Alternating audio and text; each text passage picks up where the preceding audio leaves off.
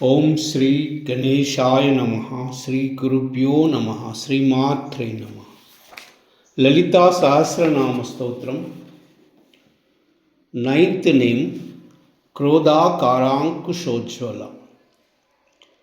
ఉద్యద్భాను సహస్రాభా చతుర్బాహు సమన్వితా రాగస్వరూప పాషాఢ్య క్రోధాకారాంకుశోజ్వల.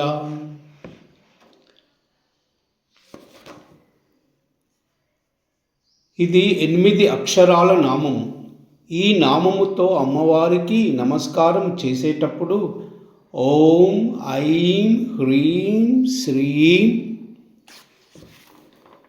క్రోధాకారాంకుశోజ్వలాయై నమః అని చెప్పాలి.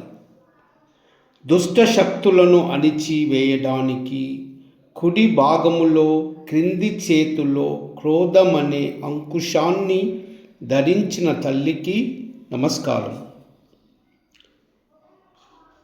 దేవి పురాణమునందు రూపము వర్ణించినప్పుడు కుడి వైపున క్రింది చేతినందు పాశమును ధరించి అంకుశము ధరించి ఉన్నదని కలదు. అటువంటి అంకుశమును ధరించిన దేవి ప్రకాశిస్తుందని అర్థము.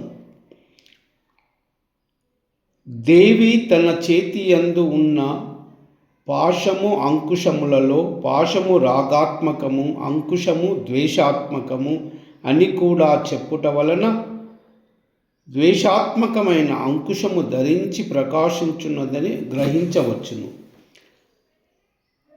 అమ్మవారు కుడి చేతి వైపు ఉన్న క్రింది చేతిలో క్రోధమనే అంకుశాన్ని పట్టుకుంది. ఇది చాలా గమ్మత్తైన లక్షణం.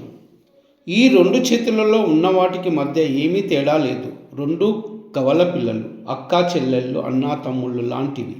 ఈ 2 ఎంత చక్కగా పుడతాయంటే, నీ కోరికలు తీరినప్పుడు కలిగేది సుఖము, కోరికలు తీరనప్పుడు నీవు పొందేది దుఃఖము. జీవితం అంతే ఈ 2.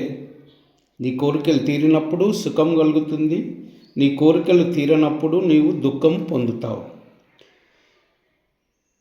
ఈ 2 కాకుండా ఇంకేమీ లేదు.